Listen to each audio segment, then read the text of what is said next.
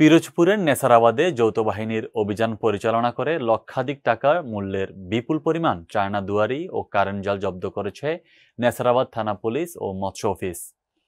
মঙ্গলবার রাত 7:15টার দিকে নেসারাবাদের কামারকাঠি এলাকায় এই অভিযান পরিচালনা করার তথ্য নিশ্চিত করেছেন মৎস্য অফিস।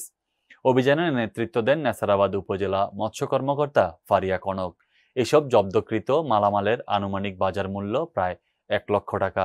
জব্দকৃত অবৈধ চায়না দুয়ারি জাল এবং কারেন্ট জাল উপজেলা মৎস্য কর্মকর্তার নেতৃত্বে পুড়িয়ে ধ্বংস করা হয়।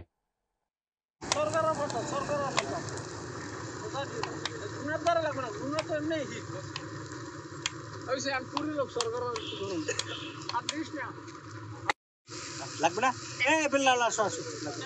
তাহলে আমরা ঝটিকা সফর করে ওই পেজ দুটো ওই এইটা ওই পেজ